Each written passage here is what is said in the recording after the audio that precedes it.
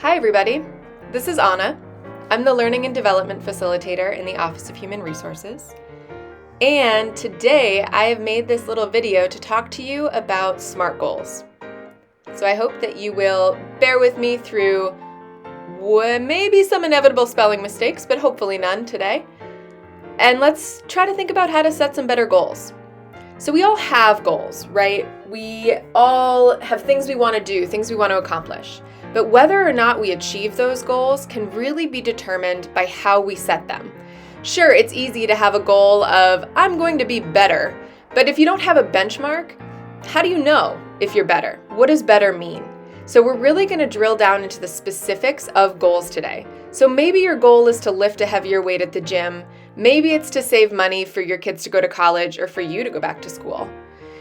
The questions that we ask ourselves about the goals that we want to set are what make them smart or less smart.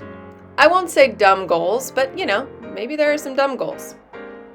So as we think about these goals, we need to answer the how, the what, the why, and the when. And we get to that using the SMART acronym. It's higher ed. There had to be an acronym, right? So SMART stands for specific, motivating, attainable, relevant, and trackable. Oh, there's my first spelling error. It's coming up. It's okay. Growth mindset. I forgot a C. We're going to break down each one of these letters in the next couple minutes and then give you an example of how to make a SMART goal that works for you and your team. So starting at the very beginning, as we tend to do with the SMART acronym, we are going to start with S. And as I mentioned before, S stands for specific. So when we think about the specificity of a goal, the more specific a goal is, the more likely the success is going to be, right? Or more likely you are to have success. So when you think about the specifics of a goal, you want to think about what is it, how will you do it, how well will you do it, to what degree, and how much. So thinking through that idea of lifting more weights at the gym, if I just say I want to lift heavier weights, but I don't say I want to lift heavier dumbbells, I want to lift 20-pound dumbbells, and I want to do it with perfect form, right? So then we get to motivating, the M. A goal should be framed so that the people involved understand why it's a goal. This is especially true if you're setting SMART goals for your department, your team, your division. They should understand the purpose, the context, and their role within it, or the what's in it for me. So instead of saying, we're going to be more team-oriented, you're going to say, we're going to do better work because we're going to connect with each other more often. Then we get to A. A is attainable. So your goal needs to be properly scoped, right? It can't be too big, it can't be too small, it's got to be the Goldilocks of goals. It can be a stretch, but it needs to be reasonable. You can't say we're going to build a rocket ship in a year, right? It takes a little longer. R, so the goal should be relevant. The goal needs to contribute meaningfully to the individual, to the department, and to the college, and the results of each of those. So think about the strategic plan, think about a strategic plan you have for your department as you're planning these goals out. And then lastly, trackable.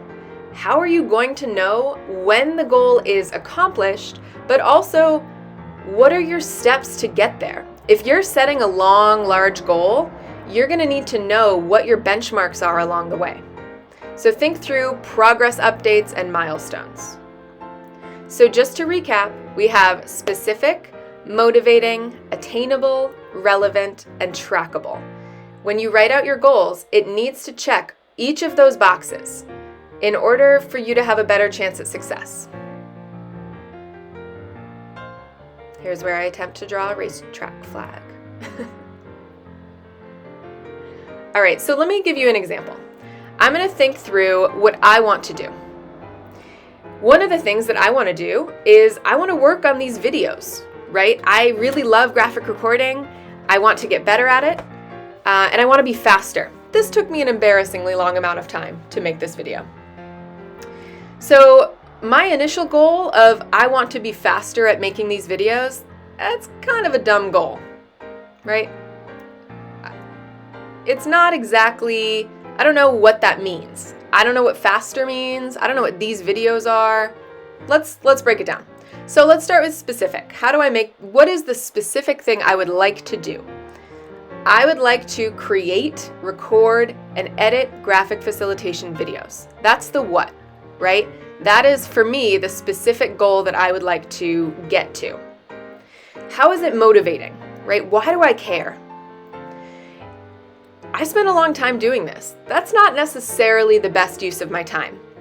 In order to free up time for other things that I need to do, and in order to grow my practice, I want to be better at this. If I grow my practice, we can offer more of these videos. We can make a little series. I can practice even more because I'm faster and I can do more, right? That's my motivation. Attainable.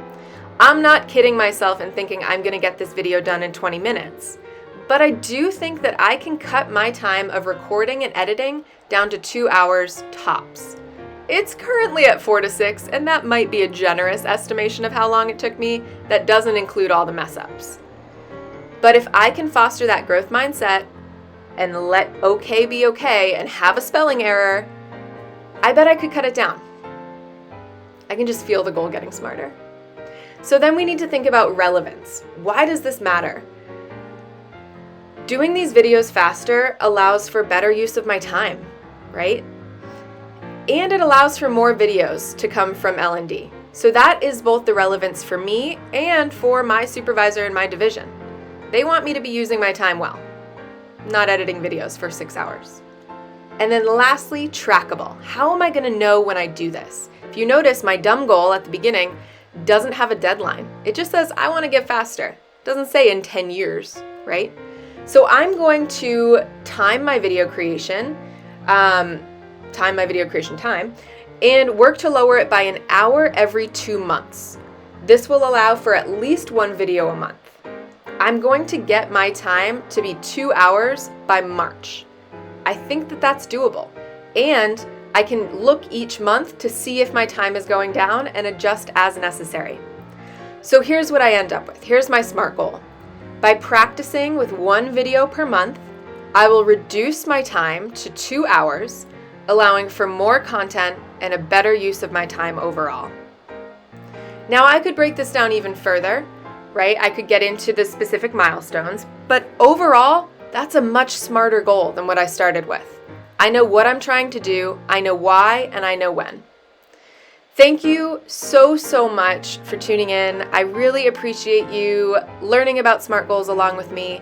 If you have any questions, please don't hesitate to reach out. I'm going to put my email on the screen so you can contact me if you have any questions. I hope you enjoyed this little video. I hope that you keep an eye out for more of them. And I hope you feel like you can set some smarter goals. Have a great day.